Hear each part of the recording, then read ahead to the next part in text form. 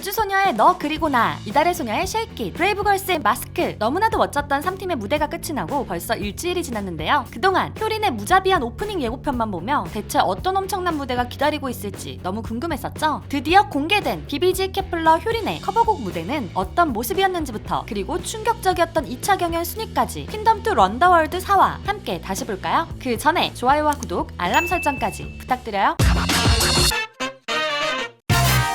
그렇게 별로였나요 우리? 라는 소제목으로 시작한 퀸덤2 4화. 브레이브걸스의 유나가 한 말에 아니라고 말해주고 싶었는데요. 아무래도 방송 후 많은 사람들의 평가보다 낮은 순위를 받은 것 같은 불안감이 드는 시작이죠. 2차 경연 결과가 어떻게 나왔지 하며 궁금해지는 도중 경연 무대 위로 소개되는 BBG. 장미처럼 빨간 의상을 보니 탱고로 편곡한 노래를 부를 것 같았는데요. BBG는 우주소녀의 어떤 곡을 커버했을까요? 후보로 올랐던 우주소녀의 노래는 엄지가 좋아하는 비밀이야, 신비의 우주소녀 최애곡 너에게 닿기를 이었는데요. 둘 다 너무 좋은 곡이지만 여자친구였던 BBG의 색감과 서정적인 느낌, 그리고 1차 경연과 비슷한 컨셉이어서 선뜻 선택하지를 못했죠. 고민을 거듭한 BBG의 선택은 언내추럴이었습니다. 우주소녀가 이미지 변신을 시도했던 곡이니만큼 BBG도 다른 모습을 보여주기에 좋은 선곡이었죠. 연습 과정에서 신비와 엄지가 그동안 보여주지 않았던 랩을 하는 모습에 색다른 모습을 보여줄 BBG의 무대가 너무나 기대되었는데요. 하지만 은하가 녹음과 퍼포먼스에서 많이 힘들어하는 모습을 보였죠. 빠른 노래에 녹음도 더디게 진행되었고 고난이도의 퍼포먼스에 좌절하기도